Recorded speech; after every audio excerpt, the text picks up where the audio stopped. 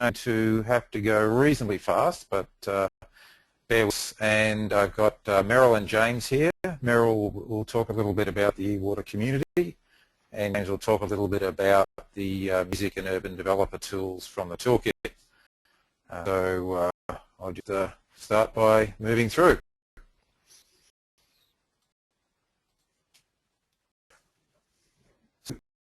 These tools were built out of the needs of the Murray-Darling Basin, which is a transboundary river in the jurisdictional sense, in that we have different states, different jurisdictions, all owning and managing water.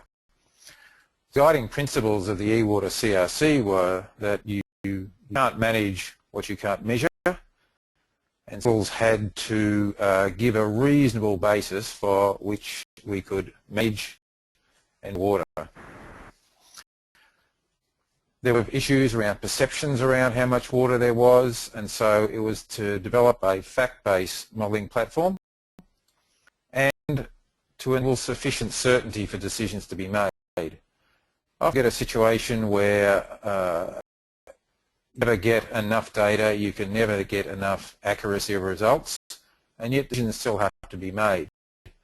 Source has been constructed in such a way that you can build a model that uses the best available data, and then as more data becomes available, to move forward both in accuracy of the existing models, but be able to move to other models which may then respect the data that you might have later on. Are used so that we can repeat our analysis of complex systems. And in Australia, at least, we use the models very much for the planning and management of our water accounting systems. So the models in Australia represent the legal structures of water ownership and of management. So they're very important to the whole structure of water governance in Australia. We use models to identify the critical areas of information needs. And if we have better data in this particular area, can we improve the model outputs, which will allow us to then make better decisions? We use models to explore scenarios and to express the impacts of our decisions and explore trade-offs. Using Source in quite a few projects in the Mekong Basin to explore trade-off analysis. Just eWater, we are a government-owned, not-for-profit company. Our owners are the governments of New South Wales, Victoria, South Australia, Queensland, and Commonwealth Government through the Murray-Darling Basin and the Department of the Environment. We are mostly around providing software development, capacity building, and supporting people to use Source in their applications work. We have two versions of Source. Source, the public version, is the one that you can download for free with the by registering on the eWater Toolkit. The Source public version is unrestricted in terms of size or time steps or any of the elements of model size and calibration, etc. So it's a fully featured integrated water resources management water balance tool. It includes all the water quality components in Source and also the ability to do forecasting. What it doesn't have is the water governance and ownership functions of the National Hydrological Modelling Platform version of Source. Because Source is used to design and implement water markets and water ownership and trading systems, this is a part of Source where the Australian government wants to be involved in any applications and any use internationally. Because it's used for the water governance domestically, that one is not a free download because it is used for the management of water accounts in Australia.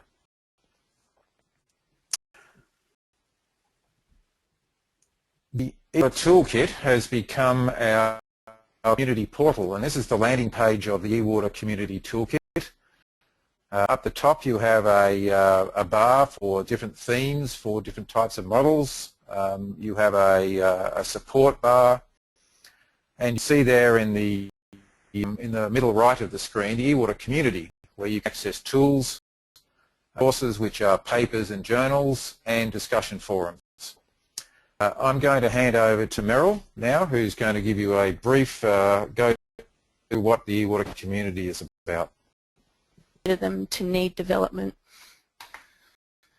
The aspect of the community is our knowledge pool, which is the forum where you can interact with other source users.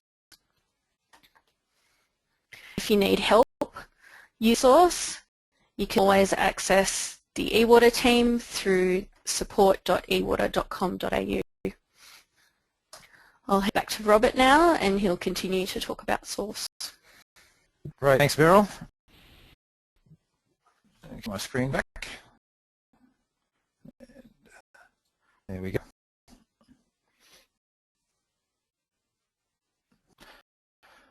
Okay, so as a part of the community pack and the general background to Source, we also have our best practice guidelines. These practice guidelines are a cookbook on how to apply Source. They're a set of guidelines about what kind of data you need, what kind of uncertainty you can deal with, and all about the reliability pardon me, of creating a reliable, repeatable, transparent modelling system, and then able to explain that model to your audience and to your stakeholders. These, as you can see, are downloadable from the eWater website and are available in the resource section of the community.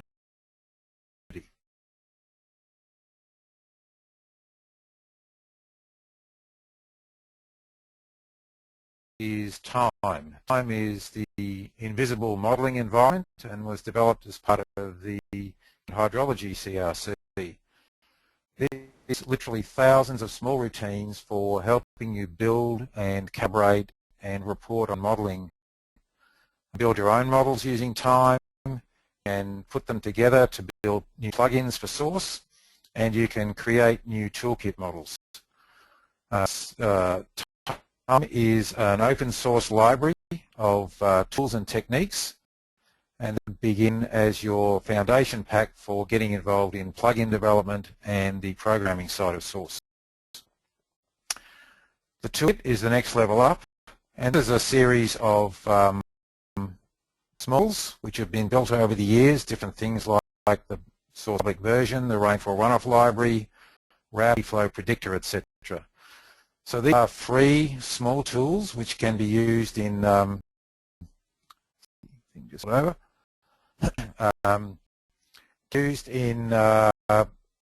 hydrological analysis and environmental flows analysis. Think about the eWater technology pack, pardon me, as a series of from the time open source library of methods. The Toolkit, where you can integrate them to a local scale or a particular small process.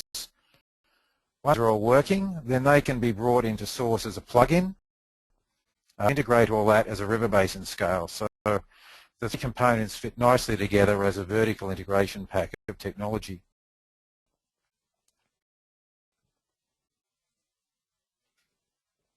Scroll over. Here we go. So Source, this is the user interface in the schematic view.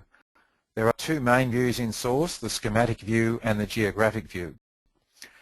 This is where you can construct the river basin as a node link structure and then just change, drag and drop the icons from the node palette, as you can see in the middle left, and them across and just construct your river network.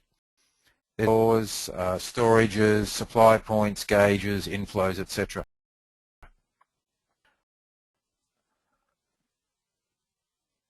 View is a geographic view, and this is, you can build your catchments here either by loading in shapefiles or GIS rasters, or you can build it directly from a digital elevation model using the wizard we have, which takes you through the steps to build that kind of rainfall runoff model. I just wanted to just demonstrate how this is a multi-function hydrological framework, because we have many different types of rainfall runoff models in Source and new ones are being added all the time. So catchment can have a different type of rainfall runoff model. You choose the one that's appropriate to the land use or the type of analysis that you're undertaking. We have kinds of routing flow through links, skiing or lagged routing, etc.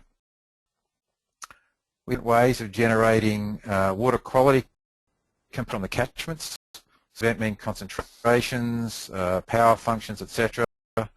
And they're in the process of adding some more process-oriented models for the export of water quality from the catchments. We have filter models. We then modify the export from the catchments before they reach the stream. Pay models in the links themselves.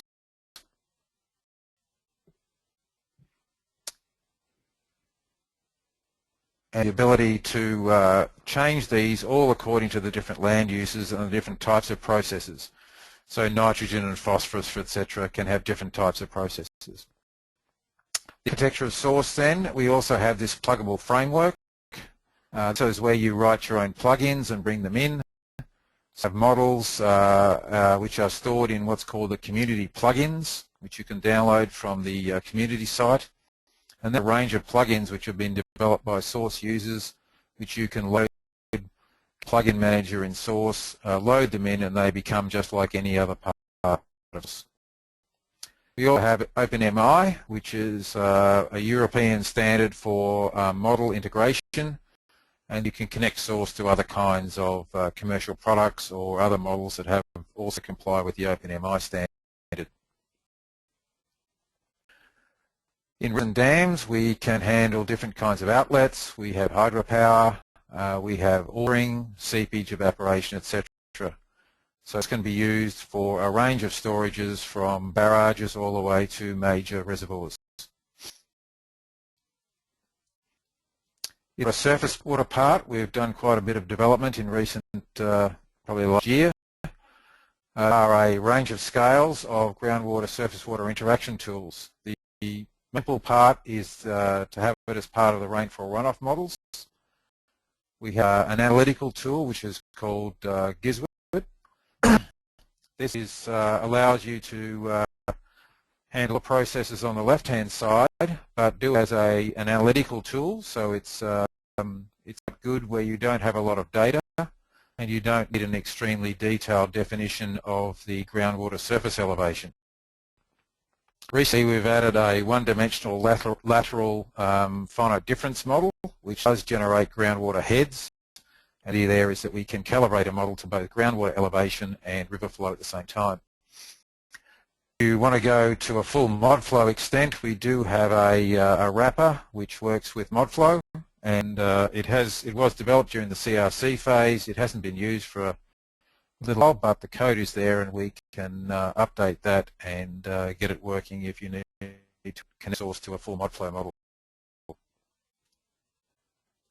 On the hand side of Source, we have different kinds of demands, time series demands, where you put in a daily or a monthly or an annual pattern. We have a regression editor, which allows you to configure your own combination. It's basically like a spreadsheet. You can type the expression in a spreadsheet, then you can put it into Source and have it as a time series generated expression. A number of irrigation demand models, basically built around FAO 56 methodology. Urban demands come in through expression editor or time series usually. And quite a strong environmental flow demand package which came from the CRC for freshwater ecology. With the irrigation modules, there's on-farm storages. You can have each water user getting water from both surface water and groundwater storages, or a conjunctive license management. We can recharge to the groundwater model, particularly now with the numerical head model. And as I mentioned before, we have the environmental demand module. So irrigation demands are typically done through crop factors and processes built around FAO 56. There's two modules in Source, the IQQM module and a new irrigator. The system services, which comes from the environmental flow. There's a whole package of tools in the toolkit for defining environmental flows, but they basically look like this, where you define the important season, the return period, whether it be each year or maybe every 2 years, and kinds of length of spells required, rates of rise, rates of fall, etc. Quite a comprehensive set of environmental demand rules. But the demands themselves come from another methodology. It could be drift, it could be the US one, or different ways of defining environmental demand, but Source can accommodate them in the package as a demand. So that's all done. We have ordering in Source, so each demand or each water requirement sends orders up through the system, and they can come from regulated water in the storages, or they can be unregulated water coming from stream flow. Because it knows about the travel time, it can determine the most efficient path. We have ordering goes up the system, so orders move up through the network. The ordering phase, and then the delivery phase is where water is delivered from the reservoirs down to the water demand. So in Source there's a flow phase, an ordering phase, and a delivery phase. So the number of phases that go on each time step, and it handles that. There are different kinds of ordering systems. There's rules-based ordering, which follows a pathway like this. You have a complicated network, for example, where you have multiple reservoirs with multiple sources. They have NetLP, which is a network linear programming algorithm which allows you to do multiple source and multiple supply points by setting up a series of penalty functions within the reservoirs so that the reservoirs balance themselves according to the functions which define essentially the cost of water taken from each supply point. So overall then, Source is a combination of supply and demand at basin scale, take into account groundwater, surface water, irrigation demands, environmental demands, and all the infrastructure around the system. All parts are built into the public version of Source. The ordering is there, NetLP is there, etc. The only part that's not in the public version of Source is the ownership functions. So be applied for bulk water systems. This is Canberra's water supply. And again, this for looking at the optimization of water across an urban headwork system. It's also built in demand restriction curves, so different levels of water restrictions as they're depending on the water levels in the reservoirs can be kicked in, and they're used to determine, for example, when a trigger point for a desal upgrade or a constraint might be implemented. Source is perfectly usable at the network scale, so across an entire city or a large urban area. Once we get to the small scale, where we are talking about suburbs or down to allotments or even individual houses, it has a couple of other tools, and Robinson's going to do a quick introduction to these music and urban developers. So, you, James. I'll give you a quick overview of eWater's tools on music and urban developer. These are, as Robert said, small-scale node link models. What I'm going to talk about is music. MUC is an acronym for Model for Urban Stormwater Improvement Conceptualization. It's a conceptual design tool used for modelling treatment measures to meet water-sensitive urban design initiatives. It can be used for producing hydrographs and pollutographs. What's music useful? Well, it's a use application where a modeller can design a stormwater treatment train and evaluate its performance to reduce flow and remove nitrogen, phosphorus, suspended solids, and gross pollutants. And they do this to meet specific stormwater quality improvement targets It's a popular tool for local governments because it allows them to easily assess what type of reduction in constituents is happening in the model on sort of proposed development.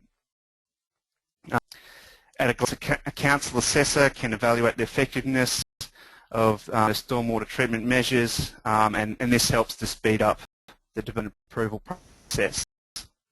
So that's a quick overview on MIG. Talk about is Urban Developer. Urban Developer is our integrated water cycle management tool. It allows just to model multiple integrated water management scenarios and determine what the best infrastructure mix is. The options include water reuse, alternative supply sources, and water efficient appliances. Decision outcomes a developer can support meeting stormwater peak flow reduction and detention requirements, meeting stormwater quality improvement targets, and reducing consumptions of main supply, decrease runoff days to local streams, and maximise developable land. That's a very quick overview on these tools. Now these, at this smaller scale, these tools will be available as plugins for Source, and that's why they sort of fit into this presentation. But if you have any more questions about the details of these tools, my contact detail will be available at the end of the presentation, and feel free to send me those questions, and I believe there's also going to be a bit of a Q&A at the end. So now I'll pass you back to Robert Carr. Thanks, James. Okay, so back to Source. So you can see here we have a few more goodies, which we'll just roll through.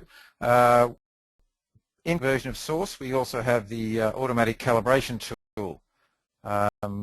This is just a screen dump of how it looks. You basically set up your stream gauges in the network.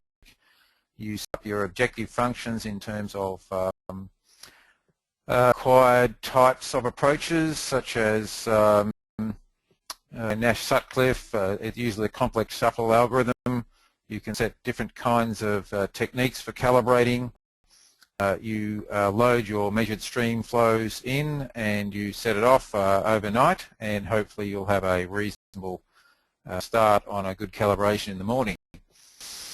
This is part of the public version of Source, and this gives you a good start on getting a calibration up and running before you then start think about very carefully what it means and refining it manually.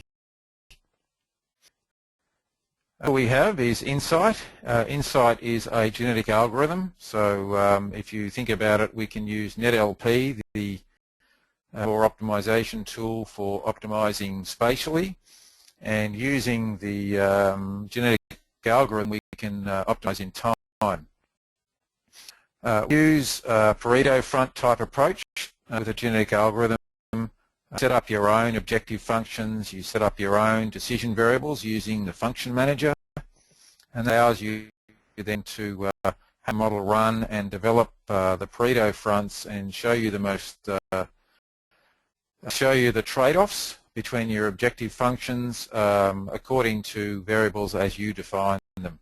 So the power of Insight is it works directly with the source model, the functions that you have defined yourself, and allows you to then visualize the trade-offs. This is included as part of the public version as well.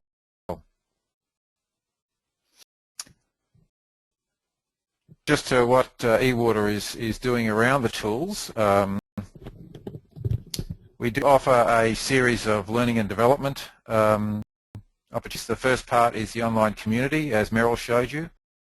There are some basic introductory training modules in there. The constant capabilities around Source, building a simple river model, and building a geographic model. Those essentially the two types that we showed you earlier.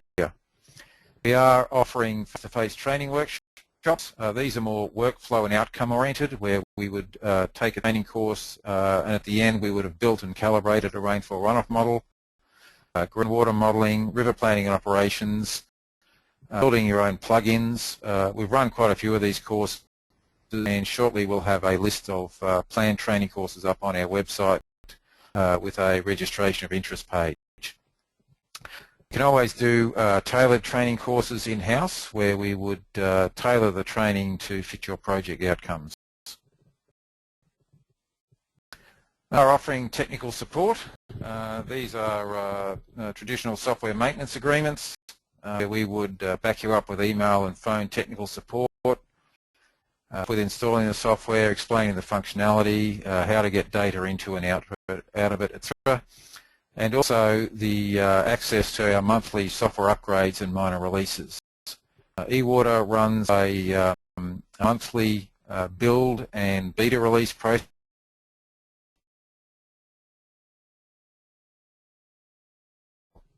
All the features that are going in from our various projects and our development programs. So to access the public version, you have to register and log on to the Toolkit. Send you a confirmation email, which you have to respond to, and that then your account is active. And from that main landing page, as you saw, you can go straight to the public version of Source download. When you boot up Source, it will ask you to confirm your Toolkit login the first time you use it, but after that it won't ask you to reconfirm it. So is basically what we wanted to talk about. Here's some email addresses to contact us if you have any questions afterwards. But this is a very brief, very quick run through eWater and Source and Toolkit. We hope it's been useful.